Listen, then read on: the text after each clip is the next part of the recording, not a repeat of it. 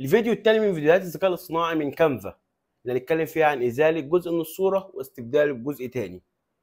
طب ما تيجي نشوف، يلا بينا. علشان امسح شيء من الصوره او امسح حاجه في الصوره مضايقاني، الموضوع سهل وبسيط من خلال كانفا. هروح على تحت علامه زائد اللي تحت خالص دي كده، وابدا اختار الصوره اللي انا عايزها، وليكن الصوره بتاعتي اللي احنا شغالين عليها في كل الفيديوهات بتاعتنا الاستخدام في تصميم جديد. هبدا اختار الصوره بتاعتي تحمل معايا في ثواني، وليكن مثلا الصوره حملت معايا، هدوس عليها من القائمه اللي تحت خالص دي اللي انا بحركها دي، هروح على كلمه اف اكس او التاثيرات. هتلاقي عندي حاجه اسمها الممحاه السحريه اللي هي تاني واحده دي، هبدا ادوس عليها. بيحدد لي هو تلقائيا او انا بحدد بالفرشه. اسحب الفرشاه، ده اللي هو بيحدد بايديا، اللي انا بحدد كده بايديا. تمام. طب اضغط دي يعني انا بقول له اضغط على الحاجه الفلانيه وهو بيمسحها لي. يعني مثلا احنا لو كبرنا كده وضغطت على الفازه، بص هو حدد لي الفازه. طب تعالى مثلا نقول مسح واضغط على اللاب، حدد لي اللابتوب.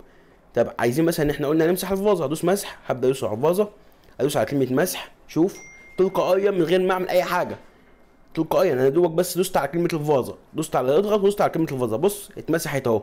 الصوره بس بتحمل معايا. لو كبرنا كده الصوره اتشالت من غير ما تكون اي مشاكل. تمام. من غير اي مشاكل تقدر تعمل اللي انت عايزه في الصوره.